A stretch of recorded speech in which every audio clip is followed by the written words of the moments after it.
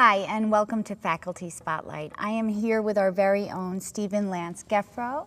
He is a member of the faculty in the theater department for the past 14 years. And we are going to talk about all the different things you've been up to, which are very inspiring.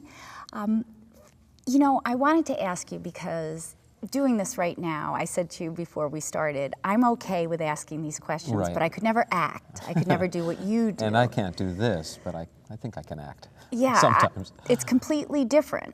But I do remember when I realized what I really liked to do and what I wanted to do, and we all have that aha moment. But you had an aha moment that took you in a direction that most people are afraid of, so I was wondering if you could speak to that. I had a couple of aha moments. The first one was in high school. The aha of what I would love to do is different from the aha of how the heck am I going to do it. Right. But I went to a small Catholic school in North Dakota, and I was a jock. You know, played football, wrestled, ran track. But when they decided they were going to do plays, we were small, so everyone had to audition. And the first play that I auditioned for, I got a great role in, and from that moment, I knew that's what I wanted to do with my life. It was one of those moments where I got to be somebody else. You know, so I wasn't quite happy with who I was at the time, you know, as 16, 17, yeah, you know. that's a bad who knows time in high school, sometimes. right? Yeah. But I think the aha moment that I had that I could actually do it was I'd just gotten out of the Army and I went to study in New York, and I was studying with Uta Hagen. And because most of our class was poor, we were second acting plays, which meant that you'd hang around the Broadway plays until the people came out at intermission. And then you'd count the number of people who'd left and sneak in? And you'd sneak in and watch the rest of the play. Wow, that's great. So after doing this for about a dozen plays, I thought, this is what I need to do with my life. And I was reading the programs, and everybody had these weird degrees called the MFAs, which I had I mean, this is 1978, you know, I had no idea. So I went back to the University of Missouri in Kansas City. I finished my bachelor's, and then I auditioned for the Yale School of Drama. Which is amazing. That's where, yeah, they auditioned about 3,000 kids for 16 slots. Wow. And from that moment on, my life became about acting, directing, and teaching. And how did you segue into the teaching? The teaching was I had some great teachers at Yale, and the notebook, we're required to take copious notes. And once I got into the real world and started working as an actor, if I came up against a problem, I'd refer back to a notebook, see if I had encountered that problem before and how I was going to fix it and how I fixed it. And I thought, you know, I could teach this. So everywhere I went, if I was at a regional theater in Milwaukee, if I was in London, working in London or in the city, I'd put out feelers, put up flyers, and I started teaching that way when I was about 32, 33. And you had the final degree with the MFA, but I think teaching is a lot like performing. Teaching, oh God. I have bad performances some days. Yeah, there are good teaching days and bad teaching days. Right, but it does, most teachers I know have a little bit of a flair for... For the theatrical? Yes. Yeah, I think so too. The best teachers I had did, whether it was in theater classes or my minor in college was history, and I had some great history professors. I did too, actually. That's what got me interested in teaching, was I had these amazing history teachers, and they could make everything come alive. Yeah, I mean, history, dead history lived again as if for the first time. He was pretty remarkable. Now, I have some other questions I want to ask you. You act and you direct. Do you love them equally? Is there one closer to your heart than the other, or what's great about each? I don't know. I think acting is always going to be the number one because that's where I started out.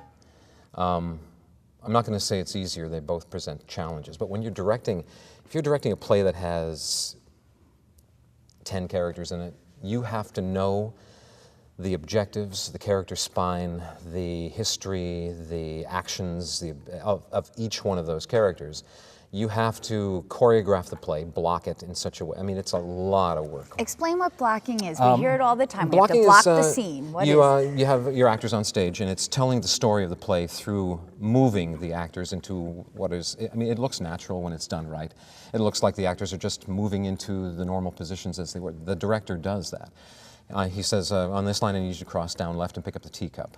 Okay. The character does that eventually it becomes more organic and it looks like it's just happening as if for the first time.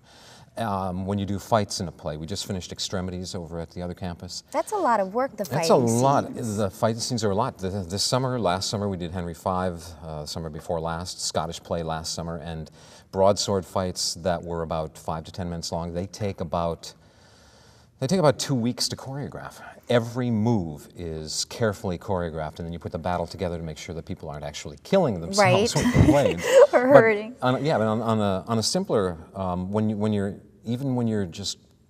you're blocking out a play, you're making sure that you focus the action where you want the audience to look.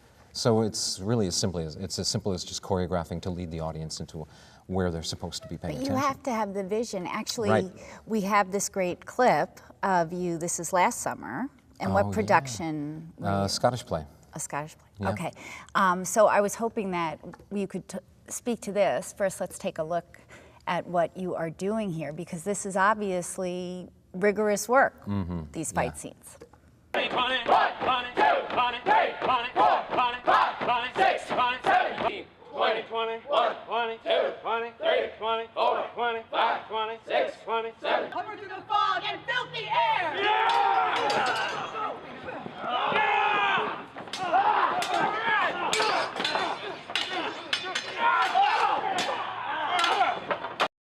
And that is not Marine boot camp. That is actor boot camp. Okay. The fights take a lot of cardio and a lot of strength training, because those broadswords are 5 to 10 pounds. And when you're wielding them with the force that they have to wield them, it takes careful choreography, and you have to be strong and in shape to do it. I like how you did it with them. though. That's kind of nice that you weren't. Every director that I can't do that. Every director that I've worked with, or most of the directors that I've worked with, have. If you come to a problem area in the script where you're asking the actors to do something dangerous, or something that may be a little out of their realm of comfortability, you have to be able to demonstrate it first. So instead of demonstrating, I just lead it.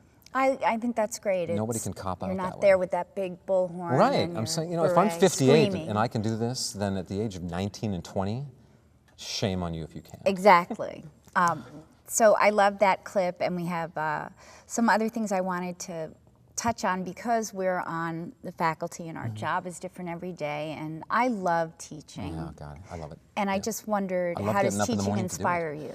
It's if you can find. I always tell my kids this in my acting classes. If you can find your passion in life, and that becomes the work that you do, that's going to be a great life.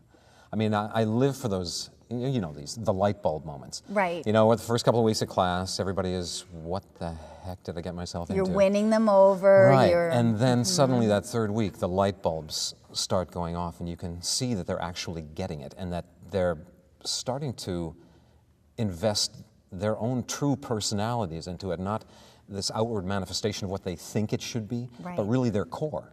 So when they start really working from their core, you get amazing work, and not just from the majors. The non-majors have blown me away at times, because the work I have has been so students, they specific. love acting Right. class, and but they don't like public speaking, but they love Right. the acting class. I think it's because in acting you can become somebody else. Public speaking is, It's still you. it's still you in front of, That's 10 million true. people, or 10. Now, one of the things I found so interesting and fascinating is we teach at a commuter college. So you're doing plays. I mean, such a huge commitment. And you're doing it so well, and you're getting so many people involved. What's the secret? Because our students have such hectic lives. Right, and that's one of the problems with being a major, because if they have classes during the day, our rehearsals run from 6 to 10 every night. That's what I thought. So we get there as faculty at about 9 in the morning. We teach our classes, we have our office hours. We do any work that needs to be done on the play in the afternoon before we go into that rehearsal. These kids sometimes go to jobs in the afternoons and then come back for rehearsal. But I think the department at Suffolk, because we're nationally recognized, I mean, this is one of the top community colleges in the country as far as theater is concerned.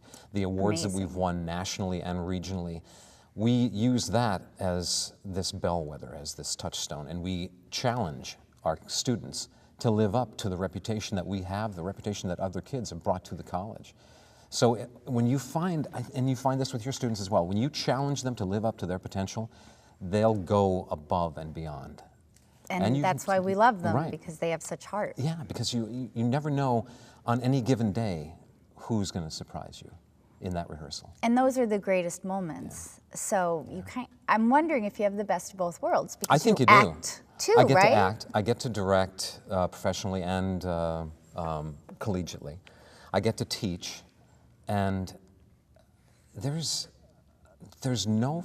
I can't describe the feeling of getting up in the morning. I mean, I've done survival jobs before. You know, bartended and Right. waited tables and stuff like that. And I was a The acting garage mechanic jobs. for a while. You know, Okay. and dreaded getting up in the morning going to these jobs. I can't wait to get up in the morning, get my workout in, get to school, and get these kids doing the things that I know they're capable of doing. Now, where are you acting? What are you acting in when you are not doing all these other things? Well, we have a. I had to turn. I often have to turn down acting jobs because I have two kids. My daughter Hope is 10. My son Alex is 14, and I just had to turn down a gig this past summer because it would have taken me away from them for 7 months. I can't be away from my kids for that long of a period of time. So, we in 2001 we formed a company. My wife was teaching over at Stony Brook at the time. I was teaching at Suffolk. We had another teacher at not at Delphi. And your wife teaches My theater wife- as well? Well, now she's in the journalism department. Oh, Working wow. with, she's working with. She segued into journalism because they were doing this thing called Communicating Science over at Stony Brook. Okay. And Alan Alda was heading this up. I heard all about this on NPR. And now she's working with Alan Alda on Communicating Science. She's in San Francisco as we speak at a convention, teaching scientists how to, through acting exercises, how to inform the public of exactly what their science is about. It's because an the general public doesn't amazing know. combination. It's great. So but she also directed me in Clean House, Oh. and starred in it, and did all. She And did do you 99% take your of wife's the production. direction Oh, well? Yes, I do. Okay, good. We never argue. Me Okay, neither, yeah, that's not never. true. We have our artistic differences, but she's an amazing talent. The amount of things that she did just on this last production, this was her production, starring in it, directing it, working on all the video for it, getting most of the props, designing the set along with Lachlan Loud, the guy that we have over at Suffolk. And so we formed this group called The Asylum because, and the reason we called it The Asylum is because It keeps you sane? it keeps us sane. Okay. And we also thought, if we're going to make our students do this, then we have to keep a hand in it. Right. So we've produced, I'm going to say about 6 or 7 productions over the last maybe 10 years. But it doesn't pull you away from the family. It You're doesn't. able to It still doesn't. do what you love. Right. And That's in my terrific. earlier years, I couldn't have done that. I was Right. I was a selfish actor, and as far as my day was strictly militarily structured as to every moment of that day was geared towards my performance that night. Right. With kids, it doesn't work You don't that get way. to plan. You don't get to plan those No. things. So I'm going to tell you a little bit of a story here. I vividly remember my first experience with Shakespeare was reading it in high school English, with nuns, by the way, and just struggling. And then I went off to college and I majored in communications, so I wasn't really in English classes. I came back out, I was in advertising in the city, and someone said to me, "Oh, I have an extra ticket to Shakespeare in the Park." So the first thing I do is, are you kidding? I remember that. A candle's never a candle. It's always something else. I don't know what any of this is going to mean. And we went to Central Park, and I saw Michelle Pfeiffer and Mary Ellen Mastrantonio in 12th In Twelfth Night with Jeff Goldblum as what's I the don't character's remember, name? but it's a Malvolio. great name. Yes. Yeah. I saw that production. All of a sudden, completely made sense. There was no struggling with what does that mean. I totally got it, and I'm amazed, why are we still, my son now is reading it, but not seeing it. But what I wanted to ask you was, since it's so tricky and difficult and we're intimidated by it, what do you love about it? Because clearly it's a love of yours. Well, I think it's It's the universality of the themes. I mean, 400 years later, 500 years later, we're still producing the plays from a man who spoke to the heart and soul of humanity in all of his And plays. laughing, And getting laughing, his jokes. getting his jokes that are 500 years old. I mean, pick it up, it's an antique, right? Right. But he's got this way of reaching into the soul of the human being, breathing his life into them. And then through those amazing words that he's written, he gives the actor everything he needs. It's most of it is structured in iambic pentameter, 10 beats per line. So and you don't realize that until you see it. So there's a musicality about it, which speaks to something in our core. Through those stressed beats, we find out what the key words are as actors. If it's a feminine or an Alexandrine ending, we find out how emotionally connected the character is and the stuff that they're going through. He gives the actor, through beats and pauses, everything the actor needs to be brilliant if you just give over to those words. So as a director, it's a joy to work on because everything is crystal clear. And I started this, same thing as you, in high school. I read it. The nuns made me do it. But they also brought us to the Romeo and Juliet that came out in 1969. That's how old I was. I've seen that one. It was an amazing when I movie. read the play, I understood about 75% of it. When I saw that movie, it hit me. I knew what this was all about. I've done over 50 Shakespearean roles in my life, and every one is so rich. You can be playing the third guard on the right, and if you have 3 lines, those lines are very well constructed. I mean, it's just, and then forget about Hamlet and Henry V and Mercutio, Romeo, the great roles for men. Those are beyond brilliant. And I still don't understand. For instance, my son didn't see a production of Romeo and Juliet. Why we're not making that connection more often? How do you find the students react to it? Are they, oh no, yeah, first week. hard. In fact, we're into Shakespeare Now and acting too. Okay. And the first week, we start out with Sonnet 29, When in Disgrace with Fortune in Men's Eyes. And we put it on the board and we dissect it keyword by keyword. I tell them how to break down the script. And then from there, we go into Hamlet, and everybody has to choose. I've got a class of 20. Everybody has to choose one of Hamlet's major soliloquies.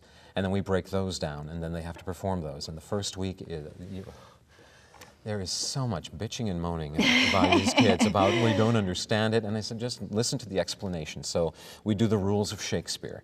I have them watch film clips from any Shakespeare they want, and then if they haven't watched Hamlet, then they have to watch the entirety of Hamlet. Okay. The Kenneth Branagh version. I was going to ask which one. Okay. That's the one.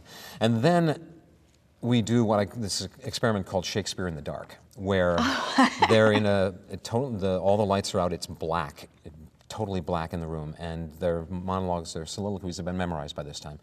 And the rest of the class and them have to concentrate on just the words that Shakespeare gave them as they're going through these soliloquies. And eventually what happens is that the images take over, and suddenly they get it. In a totally darkened room, you see 18 light bulbs go off. When they're not distracted. When they're not distracted by watching other people and thinking, oh my God, I'm up here doing Shakespeare all by myself.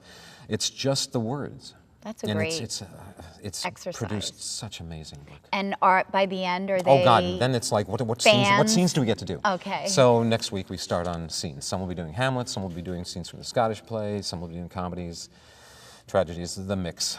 I think romances. it's terrific. Yeah. And I wished I'd appreciated it more when I was in high school, but I was missing a pretty important piece. Their plays. Right. Well, most of the comments I get from the kids now is that we read it in high school and we hated it. Yeah, it was a struggle. Yeah, but Shakespeare it's not meant to be just read. When it's the works of Shakespeare, you read them, it's called the works. When you produce them, it's called the plays, because you get to play Shakespeare. And just everything, the nonverbal, the tone of voice, because then, of course, I went on and I saw Dustin Hoffman in Merchant of Venice. As Shylock, yeah. And look at me, I get it now. Speaking of film versions, I once saw a movie, and I've tried to do this at home. It never works as well as it did in the movie. Gee, I wonder why. Where your kids. Right, and they probably saw the movie too and think it's stupid. But they go around the dinner table and they say best and worst, and I thought it's a great way to kind of sum up your day. What was the best part of your day? So your career thus far, best and worst. Best and worsts. Some of them are one and the same. Best roles, Hamlet. I was in rehearsal for 6 months. I was in performance for 6 months, and I was in therapy for a year. I could It took too much. You couldn't turn Hamlet off? I could not get out of the mindset of Hamlet because Wow. one of the things that we're taught at Yale is that you dig into the character from the inside. You work from the inside out. So it takes a while to find the mindset. Once you've found it, it's great for performance, but your life really suffers afterwards if you can't get out of it. And it was one of my first method-oriented roles, and I couldn't get out of it. Couldn't separate, Right. come back to being you. Yeah. Then I had just gotten out of grad school, another best and worst. I was playing a homeless Vietnam vet, so I lived on the street. I convinced myself that I had no home. I slept in the subways. I ate scrounged garbage. That's what I ate. I got into altercations that I had no business getting into.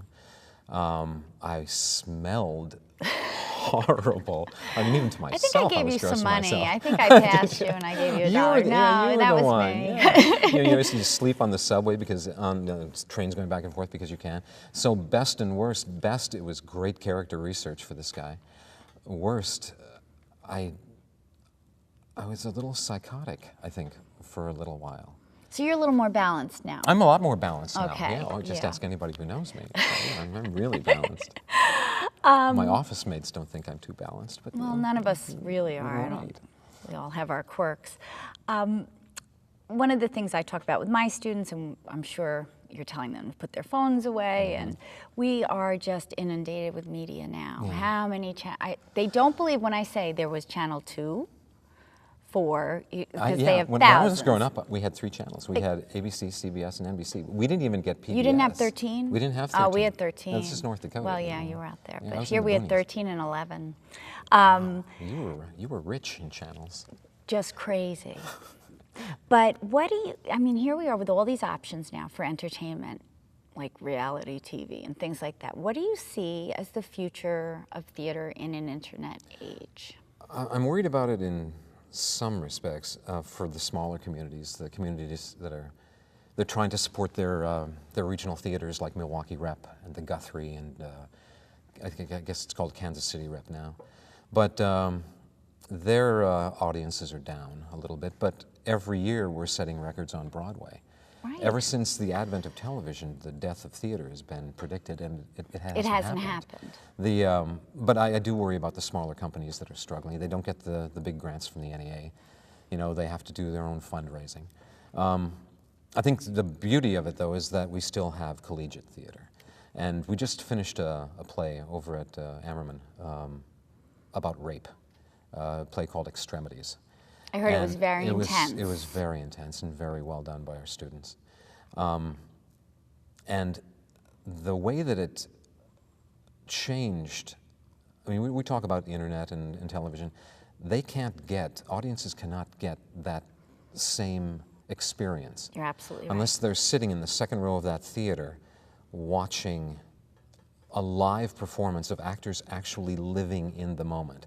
We're allowed to check out when it's a TV or a film. And we there's a just box. hit It's a pause and we go get something to drink. physical- there's a barrier. There's a barrier between us. But in real live theater, there is no barrier. We did a play about 6 years ago called The Boys of Winter. It was about 8 Vietnam Marines who went into the jungles of Thailand, and only one came out alive. We ran it without an intermission, just like they did Extremities this year, and the reactions from the audience when they get involved in the deaths of these young men, and then the papers that you get back as a teacher afterwards about, I wanted to get up on stage and help that girl who was almost Right. raped. You know, you have this visceral impact between actor and this visceral reaction between actor and audience, where the gut level it's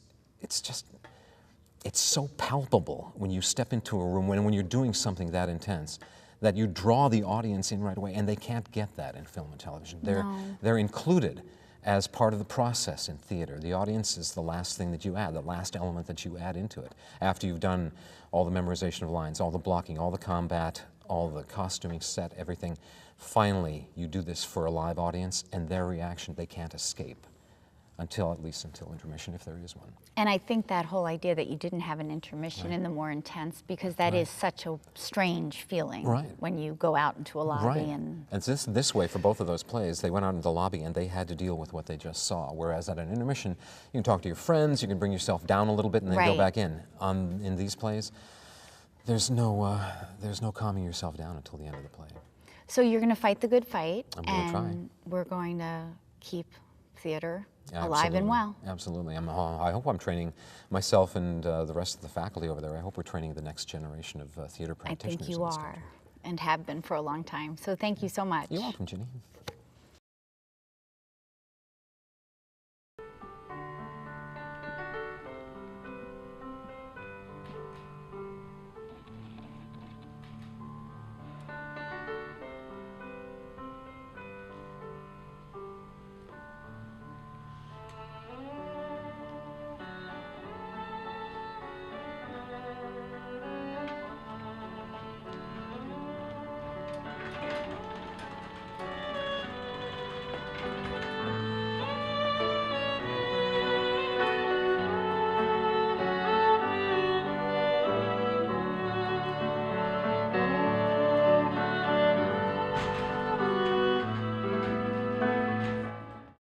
That is a very powerful scene, and that is you in your first love, the role you like best, that of an actor. Yep.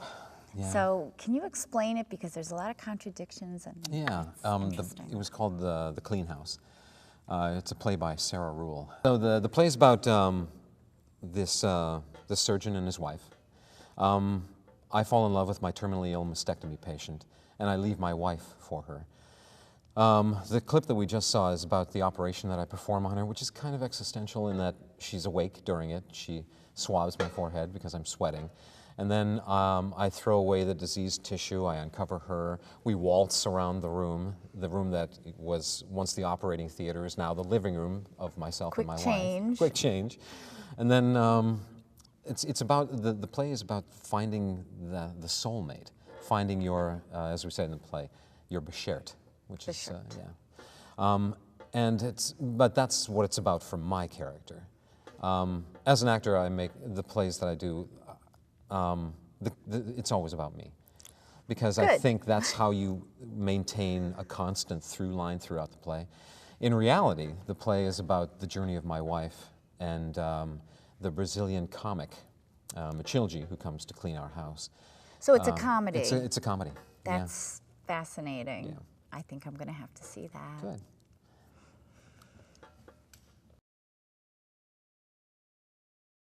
So we have our set here, and we have 2 shots of you doing what you do, and I was wondering if you could tell us a little bit what was going on in these pictures. Sure. In this one, see, Jarrett is Malcolm. Okay. He's the son of the recently slain king, Duncan. Mike Luca, to the extreme right, is Ross, and I'm in the middle, showing Macduff where I want him positioned. He's just heard about the death of his wife and how they were butchered by the Thane. We don't say his name in the theater. Oh, okay. And this is not the position that we ended up using, but I wanted him to feel something against his back, because he was trying to do the scene kind of in space, and he wasn't grounded on it. So I had him sit down in this position and absorb all the knowledge and all the information that was coming to him. And then, after that, I got him up on his feet, and it was as though suddenly he had the weight of that tree on his back when they gave him this information. On this one,